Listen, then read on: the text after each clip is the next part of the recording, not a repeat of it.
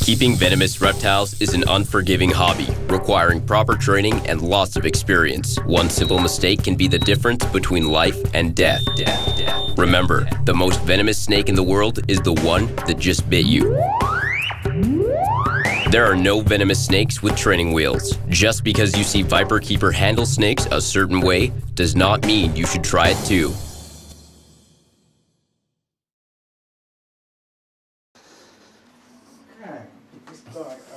I think he must be about due for one. This is a Darwin python.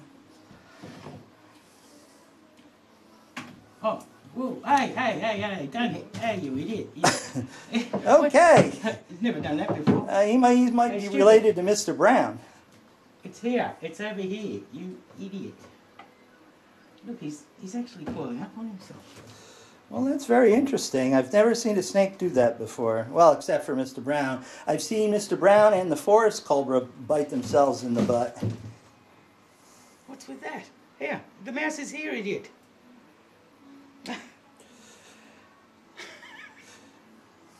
Wrong. You are so wrong.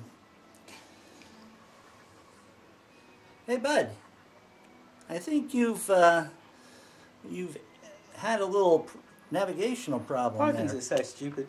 Yeah. There. Wow. Did that feel good?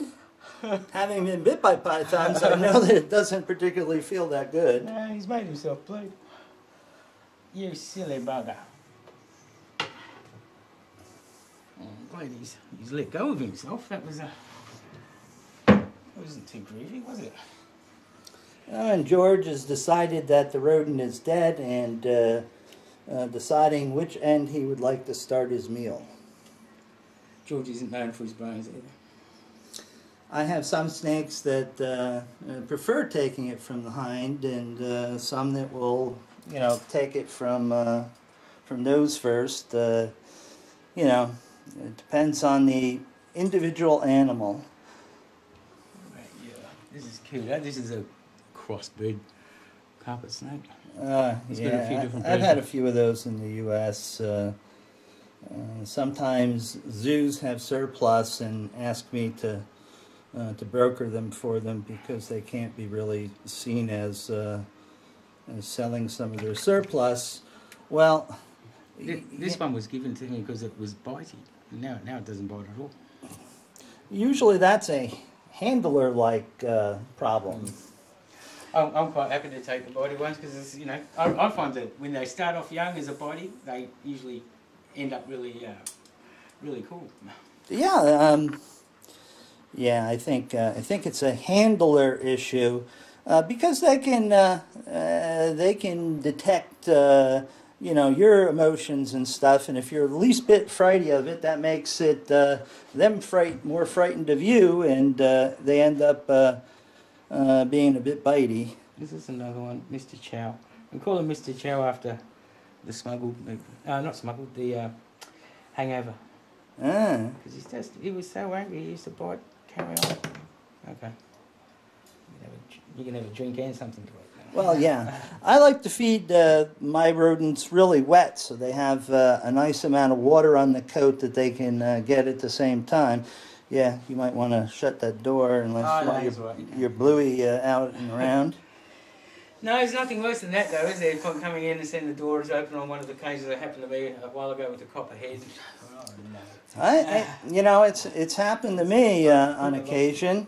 Yeah, I don't put locks on to keep people out. I put locks on for me to remind me to keep it shut. It's the same thing, yeah. That's why I leave the keys in it too. At least you know that you both the doors are closed and you've got the lock on it. That's sort of seals the deal. Yep, that's exactly it. It's just, with the vision cages that I have, those things are notorious for, you open one side and then you close it and it pulls the other side open. And, also I don't like the fact that the glass jiggles back and forth, and that's why I took to putting those wooden wedges in there. Okay, yeah. Because They're up on the second floor of my house, in a wooden floor, old house. I mean, hundreds of years old house. Really? And when I go walking across the floor with my light weight and stuff, the windows rattle in all the cages. It annoys me more than it annoys the snakes. But there's no danger of them escaping. no, there's no danger of them escaping. It just makes noise, but at the same time, when you wedge the two so they don't rattle, you're fixing them so there's no way that they can move any further than where they are.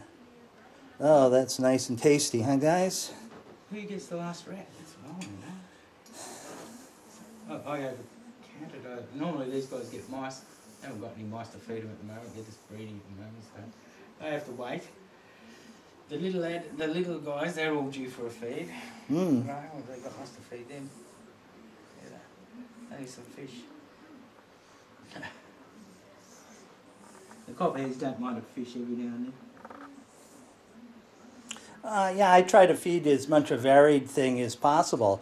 You know, I have little quail chicks that are very nice for the smaller snakes, and then I've got the big chicken chicks that you would normally find adults at the grocery store, especially for your tiger. He might like that. He does like chicken and he does like birds, but I find that when I feed him chicken and birds, he's really sloppy, and lots of it, and it's just all up the walls. And Hey, so with rats and mice, it's not so bad. Well, okay. Well, you know, I guess that holds it together better than the feathers do. You know, I'll tell you, my big, large black spitting cobra, man, that thing just paints everything with it. Does it? Yeah. So George will too. Just awful. You know, the viperids are not so bad, and actually some of the elapids are okay. The black mamba and the Janus, the black mambas in particular, you know, he'll just pick out one corner and leave his waste material right there. The Jamesons just drop it from the branches anywhere. Everybody has their own little bathroom habit, but nothing as bad as the cobras. All mine are pigs, actually. I don't know. Yeah, actually, the children's pythons aren't so bad. They tend to use one side, one corner. They're big feeds for these smaller snakes. Mm-hmm. I don't mind. I like stretching their head. I don't like the idea of getting thin-headed snakes. Oh yeah, yeah. Especially the big ones. So these are heat panels that you have? Yeah, I just made them with, I put cords, ran the cords in between the two tiles, and it goes out through a hole at the back. There's a little, the little thermostat on the end. Oh, okay. Actually, they're all run off. All the heat panels are run off this thermostat in here, which is connected to that thing up there. Oh, okay, I see them. And also there's radiant heat panels up the top, which are they're dynamite, they're good value. Oh yeah, I really like the radiant heat panels. Most of my enclosures have those. This is what happens, I leave the door open. Yes, I do that myself, scatterbrain, Yeah. Something goes on and I get distracted by somebody doing something else in the room or a phone call, and that's how I have my escapes in the room. I get distracted and I do something stupid like leave a cage open or unlatched. One day I came into the old snake room and I forgot to turn the latches on the Jameson Mamba's cage, and they just pushed the door open sometime during the night. So I had two Jamies sitting on top of the enclosures. Well, I think it would have been easier if it was a black mamba. The Jamies are a lot more, I'll put it, they're frantic when you grab them by the tail. They just want to get away from you, and in the process they flail around, and they're not as long as a black mamba, so they've just got enough room on the end there to arc up and tap you on the forearm and nasty things like that. Whereas the black mamba, you could leave most of it on the ground, and for the most part, it's not gonna misbehave at all. He takes his time, he spits it out, and then he goes again and spits it out. The olive python always goes swallows it straight away. Mm-hmm. George always swallows it pretty much straight away. He's already knocked off that rat. I think I'll give him the next one too. I think he can probably handle 2. Yeah, it's a decent size. Actually, no, I'll just leave him at 1. I don't want to kill him.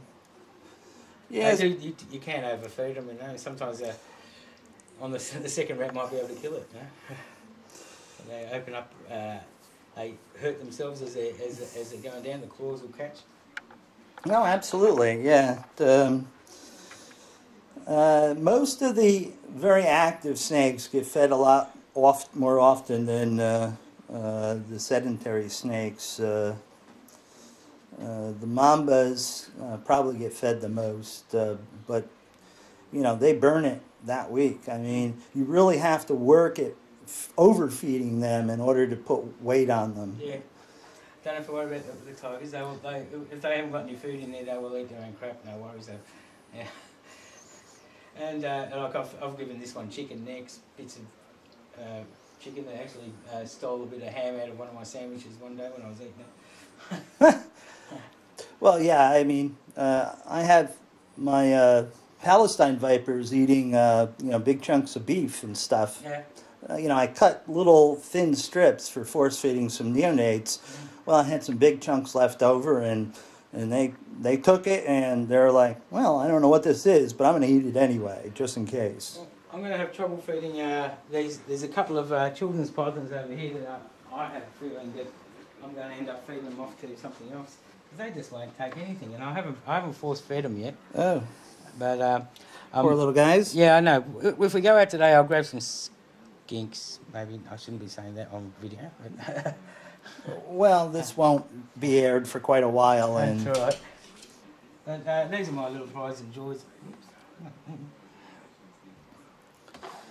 Yeah, these are the guys I really love. This is a boy in here, which you didn't see. Unfortunately, he's got a bit of a deformity in his tail, which makes it a little bit bumpy. Oh, yeah. Have you seen that before? Oh, yeah, I see that quite often.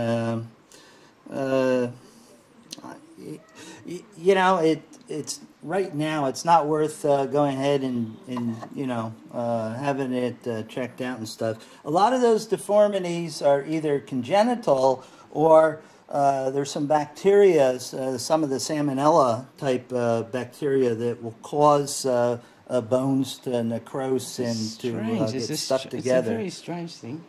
I'm looking for my little hook.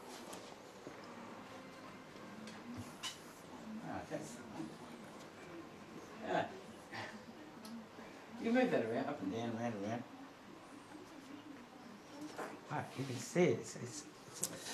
Yeah, it's very annoying.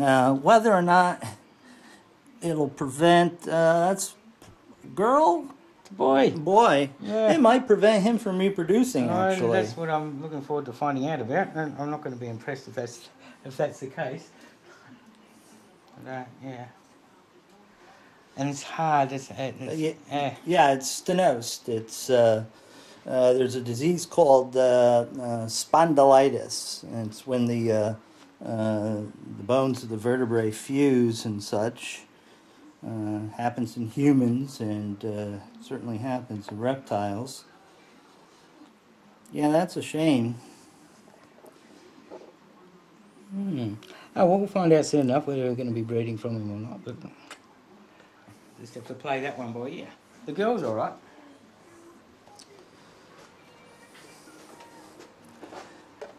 Yeah.